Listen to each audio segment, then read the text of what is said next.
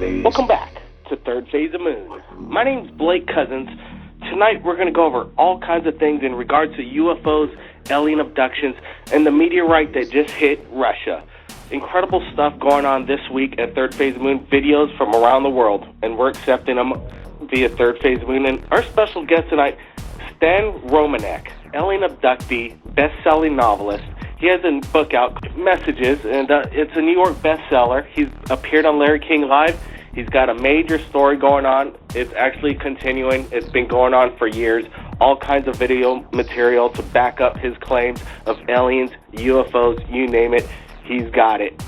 Stan Romanek is here on Third Phase of Moon, and I want to thank him for being here.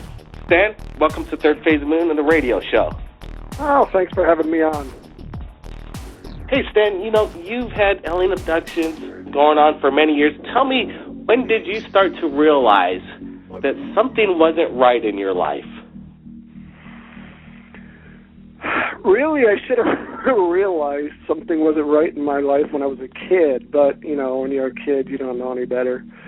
Probably 2001. I had stuff happen in 2000. I saw my first major UFO, but, I was kind of naive. I blew it off as, some kind of military experiment, but then, just things kept happening over and over and over, and I started getting a little paranoid, and it was what it was. It is what it is, stuff followed me around everywhere and continues even now. Well, this stuff, can you explain to me in detail, like, when you first realized, okay, now this has to do something, I believe, in being involved with extraterrestrials and aliens from other planets? Well, believe it or not, that didn't come till quite a few years after my first abduction experience. My brain just couldn't handle what was going on. I refused to believe that this stuff was real. I mean, I was a diehard skeptic. And, they pretty much had to hit me over the head over and over again to get me to finally realize that, hey, there's something going on. And what kind of turned it around for me really was the government harassment. Why would they harass me unless something really was happening? Most of the time they probably would have just, if nothing, in my mind, if nothing was happening, they wouldn't have, they would have just blew it off. But I was being followed, I found listening devices in my house, our phones were tapped. This stuff is real, the real thing. We weren't making any of it up. And, there was the fact that most everything that happened seemed to happen with lots of people around, even to this day. So I've looked into your case, and there was an incident you had that actually turned quite violent. Were these guys men in black that were trying to intimidate you? You came away with some injuries. No, they were men in black. If they're really, a lot of people say men in black. If any men in black came to my door, and I thought they were even remotely, because some speculate that they might be extraterrestrial, trust me, we're pretty aggressive. We've been through a lot. I grew up in the ghetto. If something like that came to my house, we'd probably clock them over the head and hide them in our basement. Well, you had that one incident where you actually were in an altercation. You put a chain to one guy's head and actually knocked him out? Well, yeah, it was probably black ops. I can't say military. I grew up in the military, and there's a lot of really good people in the military and a lot of really good people in the government. This is some covert kind of thing. They were all, you could tell they were some kind of highly trained military group because they had the haircut and the pressed pants and and I was riding my bicycle to work because I worked real close and I wanted to save on gas. And at the time I was really into bikes because I used to be an Olympic cyclist. And this group of people in this black unmarked SUV pulled up alongside of me and started saying something. I just blew it off and just kept riding my bike on the sidewalk. And they somehow knew exactly where I parked my bike and how to get to the back door of where I worked. And they cut me off and started saying stuff about, you know, the UFO stuff, and I need to keep my mouth shut. And, you know, then they started, you know, trying to fight with me. And, you know, again, I grew up in went to a pretty tough school. I mean, I've been stabbed, I've been shot at, that's just in my childhood. So, you know, I wasn't afraid to, you know, defend myself. And I had a bicycle chain wrapped around the seat of my bicycle, and this guy started hitting me, and you know, another guy that was behind the passenger came out and started fighting with me and pushed me off my bike and, you know, started punching me. And then the guy behind the passenger seat, came out and did these weird karate kind of stances. I was just laughing at him. And I got my chain out and I clocked him on the side of the head. And as this was happening, these cars were driving by because, you know, there was a gas station just right, you know, up the alleyway there. And they had called the police. Well, when I hit the guy, I hit him hard enough, he was shaking on the ground. I swear I thought I killed him. And I felt a weird tickle in my lower back, and I hit the ground. I found out I was tased. And they grabbed their friend, shoved him in the car, and took off. And one guy tried to follow him, I guess, and they went into a military base, Schreiber Air Force Base, I think it was, in Colorado Springs, Colorado. You get threats from, you know, unknown personnel. You're thinking black ops. What do they leave with you on your last thoughts of, like, their message? What did they want you to do? Just shut up, you know, just keep quiet. And it's ridiculous. You know, it doesn't make sense to me. I know there's paid debunkers. There's a paranormal group in Denver that are well-paid debunkers. They debunk everybody, and everybody knows where they're getting their money from. And they like to pick on me.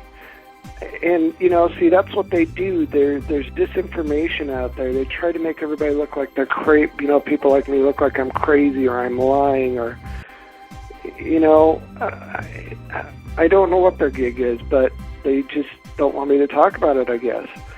And the fact that they harass us so much and we find listening devices in our house, we just found one just, you know, like 5 months ago, in the light switch in my office. You know, the publishing company I'm with did a sweep, and I guess they got a phone call. The head of the publishing company got a phone call or something, and, you know, he hired somebody to come do a sweep, and sure enough, they found two listening devices.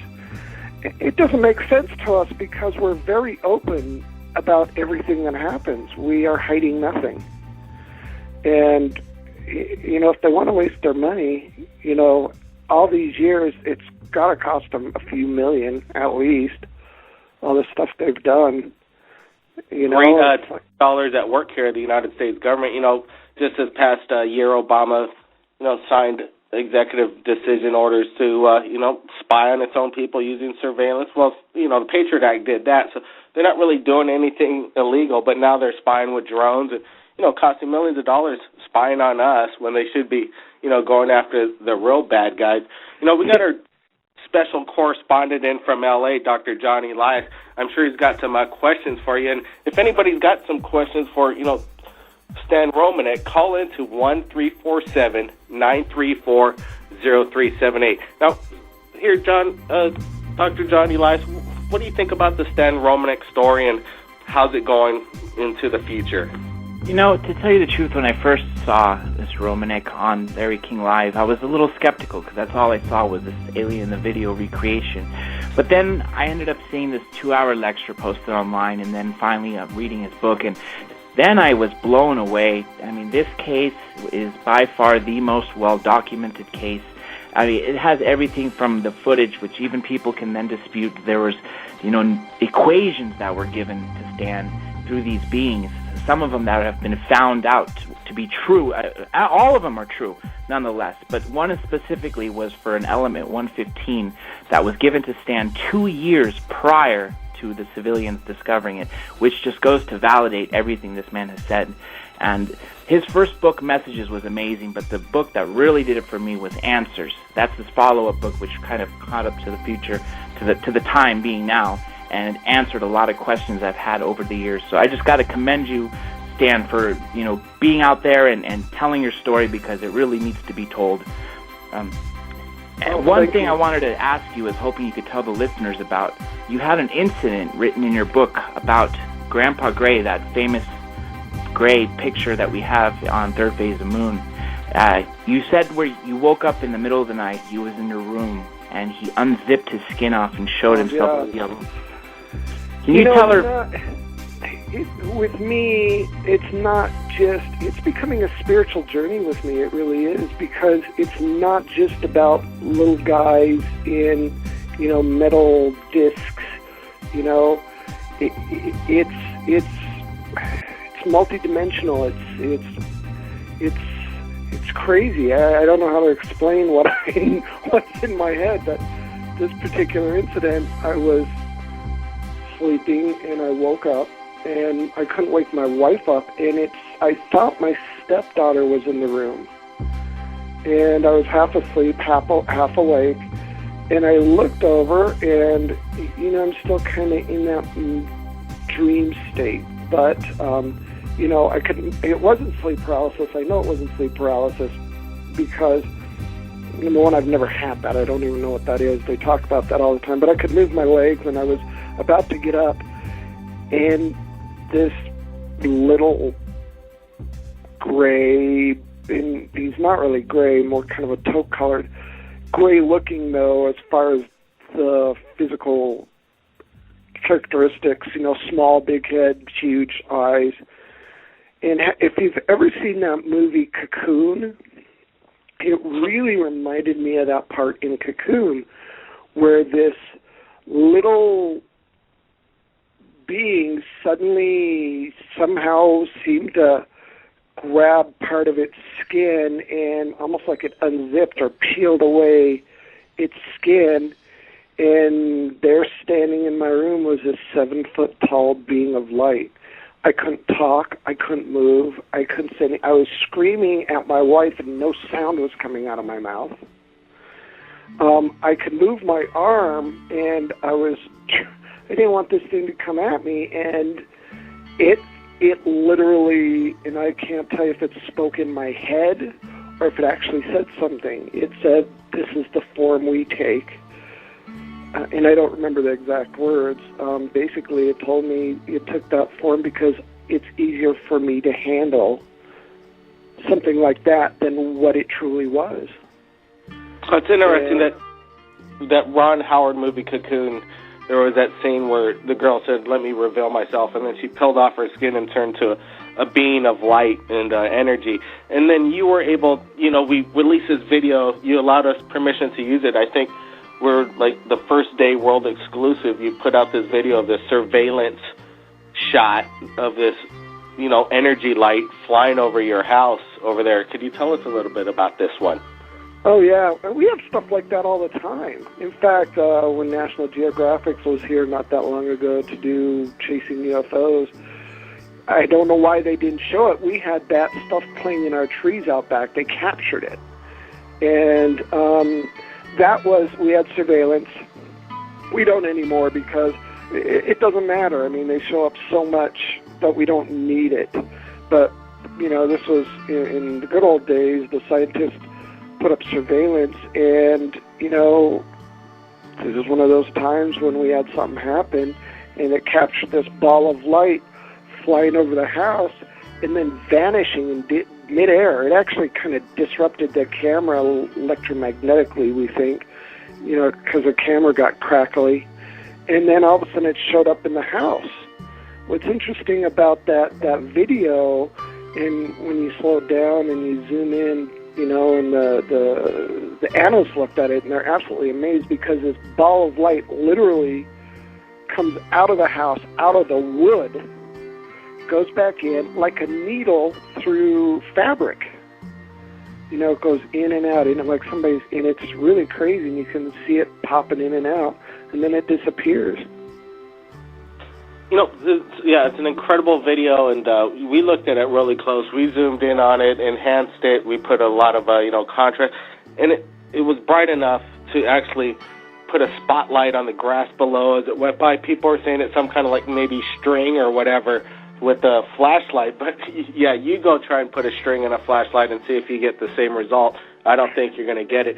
We got another caller in. We got 2 callers in. If anybody has a question, Ken Romanek or Dr. Johnny Elias or Third Phase of Moon, we're on the panel. Go ahead, 516. Who am I speaking with? Yeah, hi, Blake. This is Russ Majorana from, now I'm from Florida, but originally I was from Long Island, Farmingdale, Long Island, New York. I called in tonight because I wanted to tell you and Stan and everyone else of something that I witnessed, and not just myself, but my sister and myself. Thank God my sister was there with me. But it happened in Plainview Hospital.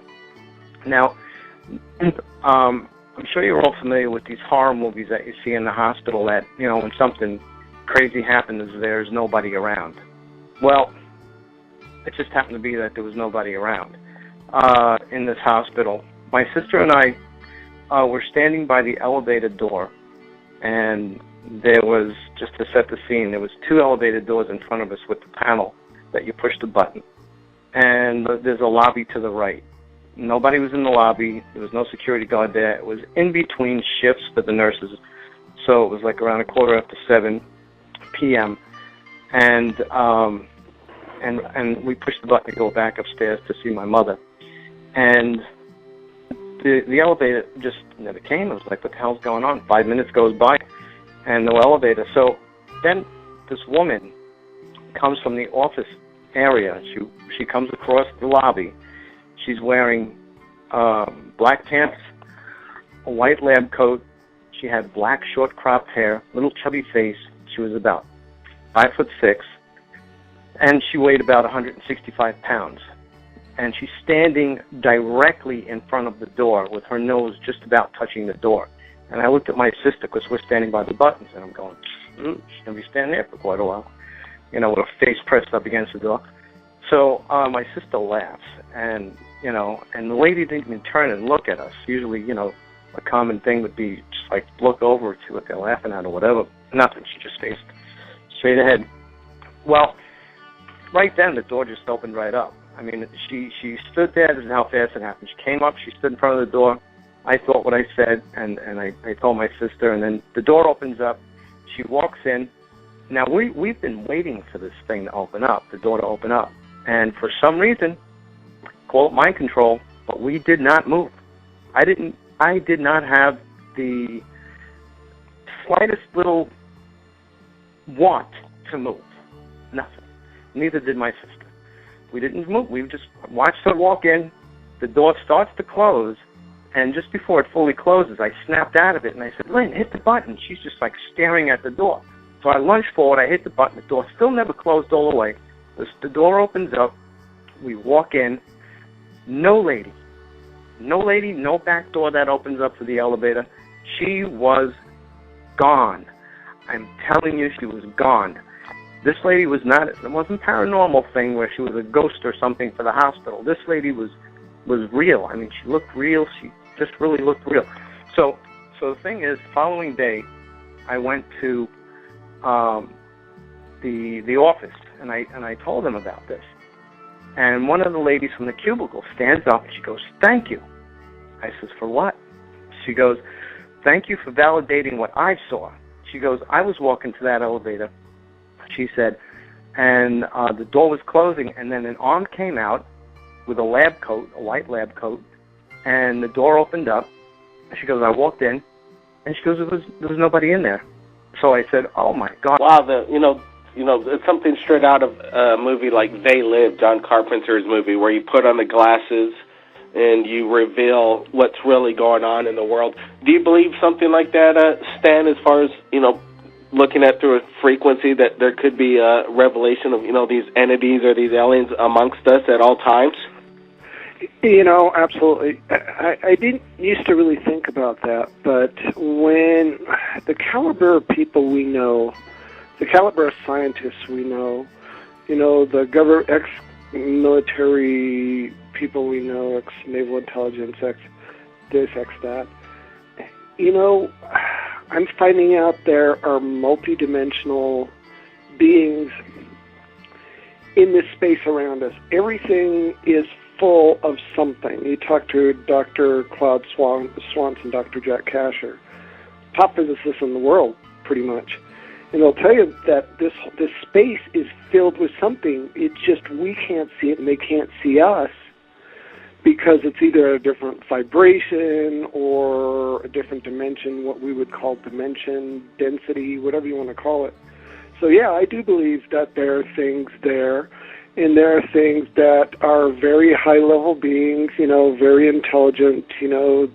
They evolved to the point where maybe even some of them don't need bodies. They can manipulate time, space, and pop in and out at will. I'm absolutely sure there's stuff like that. Time and space. To me, it's sad because there are people that don't even believe in UFOs. Yep, UFOs and interdimensional and quantum theories, it could be all relevant or it could be totally, different theories, and people, got to understand there's things out there people don't understand, and, they start to criticize when they don't understand. We got a call in from, 206. Welcome to Third Phase of the Moon. Who am I speaking with? Hi, Blake. This is Eric McCarthy. I'm creating a documentary in the Seattle area on some recent UFO sightings around November of 2012. We've had quite a bit of activity here. Most definitely. We just received a few videos from Seattle, Washington. Eric, I want to talk to you about your documentary here in just a couple minutes. But do you have any questions for Stan Romanek in regards to, his alien abduction and his case? I was interested in knowing, I heard him talking about the ability for creatures to move interdimensionally, and I thought I would be interested in hearing if he has an opinion about the fireball over Russia and whether or not that could be related to some sort of, is that some sort of a portent, or is there something that could be, related to people coming or going, or is it all just coincidence? I've seen that same exact thing actually over the house.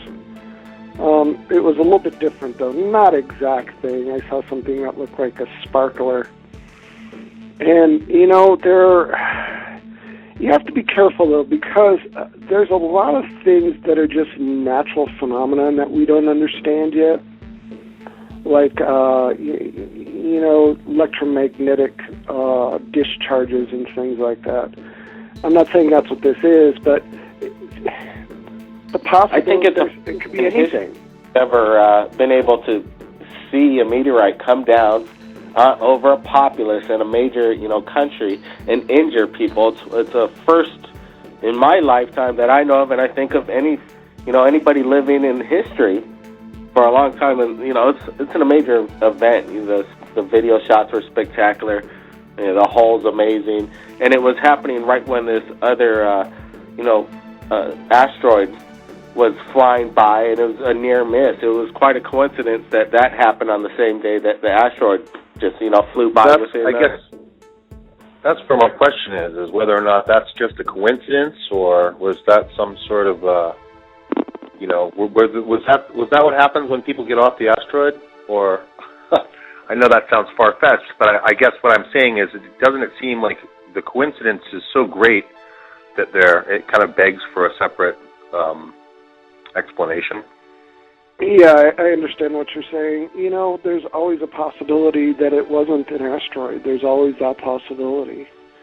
When you do investigations and what you're left with, if you pull everything apart and you pick at everything, no matter how bizarre it is, what you're left with is probably the truth.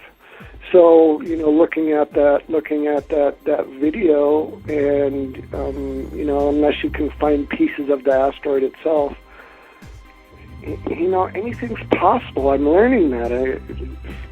For Christ's sakes, I'm just, you know, I didn't believe in Bigfoot, and maybe that possibility's in my head that even Bigfooters is real. So, Bigfooters.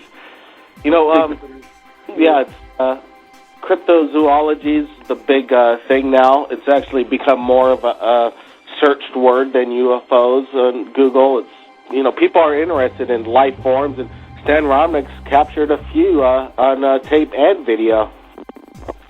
Yeah, and, you know, not just me, people that have been around me. I mean, we had a party and we chased one in our backyard with multiple people there doing it. So, Wow. That's just the way it is. You know, anything's possible. But you have to be careful, though, because you can't be so open. I've met people that believe in everything. You know, I don't believe in the hollow earth theory. I'm sorry, I just don't. It doesn't make sense. You can't have a hollow earth and still have a magnetic field. We would be dead if we had a hollow earth, because the sun would have wiped us out, because the radiation would have got to us. We have to have a solid, either molten or solid iron core to create the magnetic field that we have.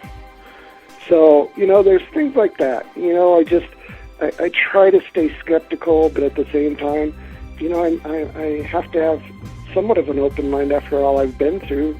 Possibilities are endless. Anything's possible, I swear. Really, anything's possible.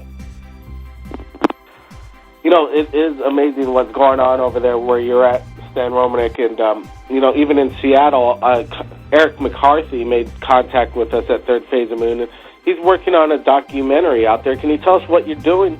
And, you know, have you captured anything on video over there so far? Well, lots of stories. There's a series of sightings that, for the best information, the National UFO Reporting Center website has a good collection of all the various eyewitness accounts, and they go from police officers to retired aircraft pilots, and they all focus around the first few weeks in November, just this past November, a few months ago. And they're all orange or red balls that were seen in the Mount St. Helens region, which is coincidentally a semi-dormant volcano.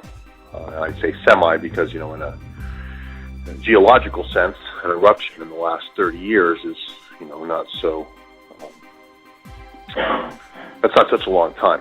But I think it's interesting that there's such a wide breadth of people that are coming forward and reporting these sightings, and it's happening in an area that, with the volcano and a lot of the rural area around there, it's an area that I think would lend itself well to somebody wanting to come to the planet and, you know, conduct some sort of studies or whatever, and they'd be somewhere where they would be somewhat not seen.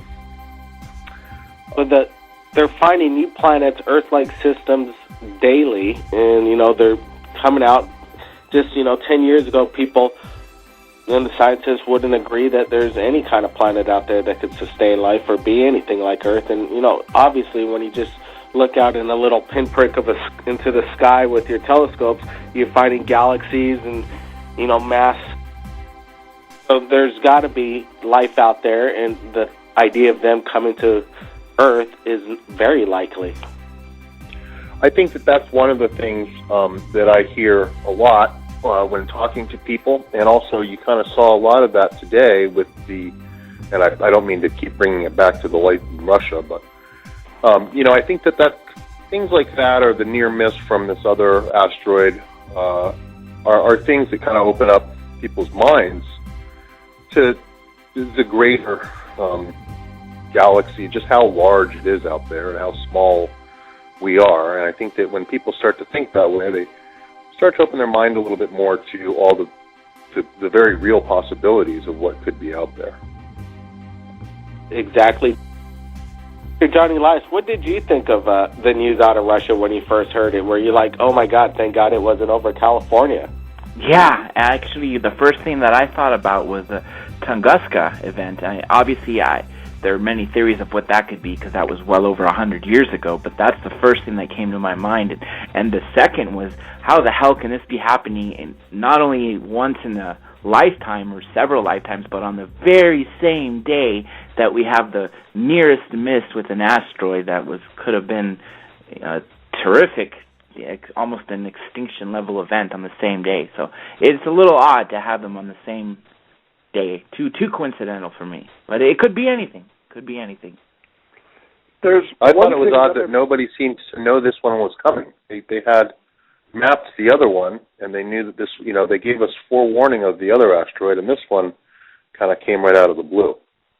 Well, there's something weird about this asteroid, too. If you look, it's almost got, as it's going through the atmosphere and burning up, it leaves a trail of smoke. But this almost has like a double contrail behind it, which I think is really bizarre.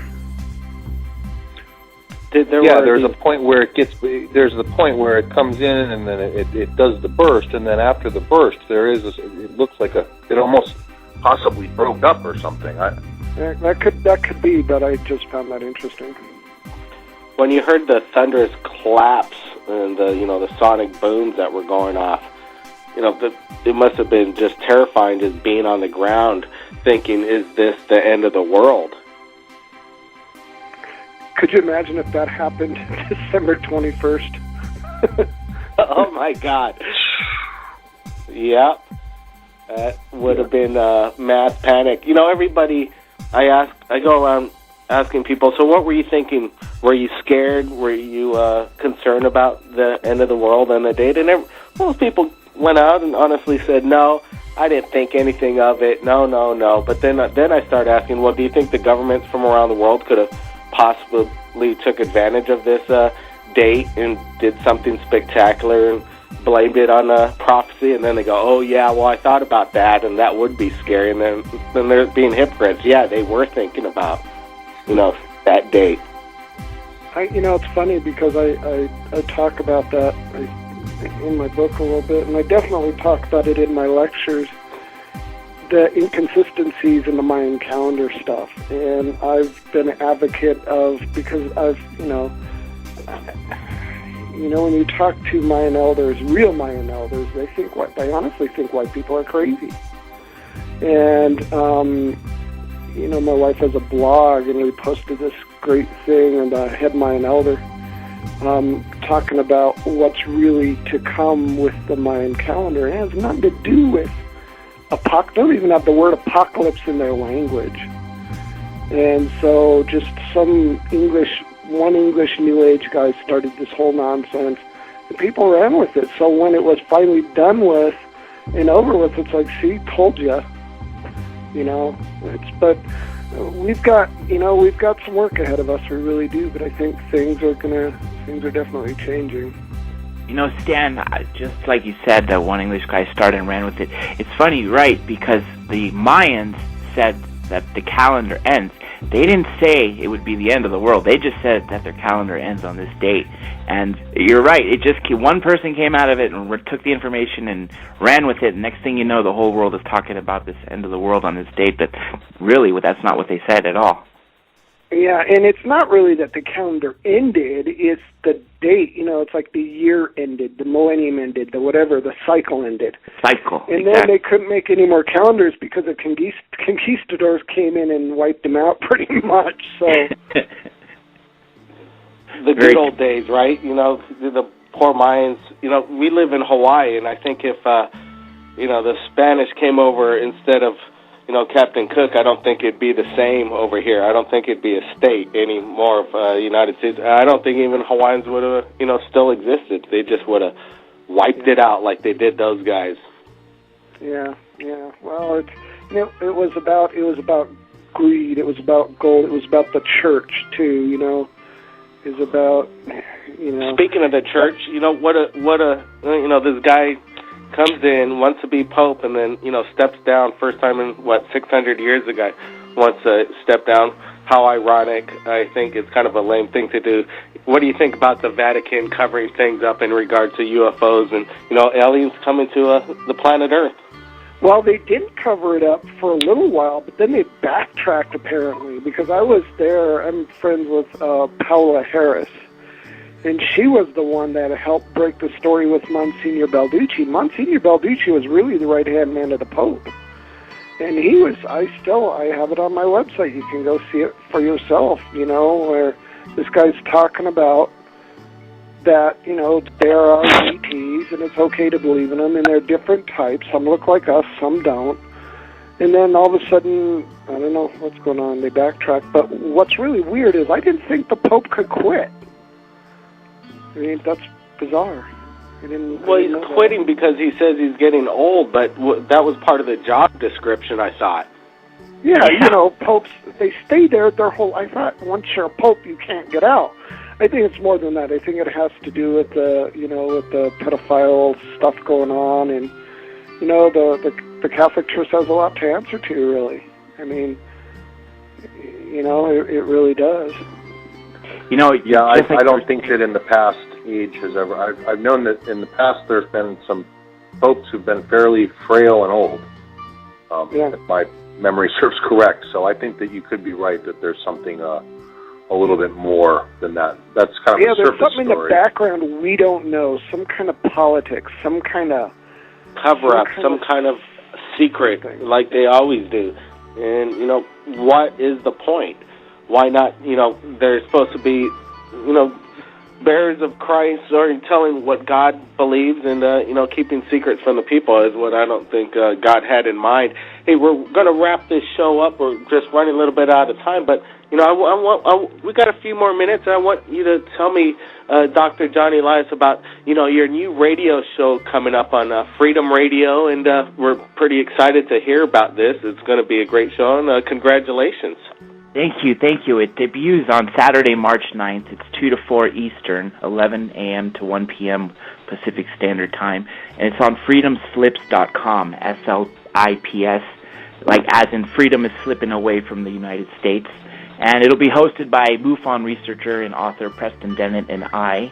And the first special guest is Stan Romanek. And, of course, Blake, we're expecting to have you on that show that day as well. And it's going to be a great old ride. And we're talking about UFOs, conspiracies, and all sorts of other stuff. Again, freedomslips.com, debuting Saturday, March 9th. Great. I look forward to your show and many others. John's been a great correspondent for us at Third Phase of Moon. He's put out his tentacles, got a lot of connections for us, and some major interviews, even thanks to Dr. Johnny Elias for this interview with Stan. He reached out to Stan on Third Phase's behalf, and he's making connections. He's going to have all kinds of special guests on the show. It's going to be great. Thank you, Blake. And on top of that, speaking of covering things, when the UFO Congress comes up, you'll be the first channel to be posting up live updates straight from there. Yep. Yeah, the Live Congress Expo. Yeah, we're looking forward to that. It's going to be in Arizona. It's coming up, and we'll be there on the ground with Skype and live video coming straight out of the expo right here on Third Phase Moon. It's going to be the place to see up-to-date video. Stan Romanek, what are you going to be working on next? And congratulations on your bestseller. Well, I'm going to be at the UFO Congress, actually selling my books, doing book signings coming up. And then from there, we've got a big talk in Florida coming up. I believe it's May. I believe it's May sometime. I've got to find out the details so I can put it up on my website. Just kind of plugging along. There's speculation that your movie's coming out here soon. People have been talking about that for a couple of years, and everybody's waiting to see it. Any idea when that might come out? I wished it'd come out sooner than later, but it's not up to me. It's up to J3 Films. Supposedly, it was supposed to come out in December, and then stuff happened. There's a lot of, for some reason, the powers that be don't really want this out. And so there's a lot of opposition. And as soon as they find money, all of a sudden the money disappears. It's just really creepy, crazy stuff. but it's going to be out supposedly in April. It was supposed to be out already. It was supposed to be out in December. Something happened, and they couldn't get to it, so it's supposed to be out in April. So, you know, the best. Well, you let us know if you don't reach your date, and you know, Third Phase Moon, we go out, we shoot, we get things done.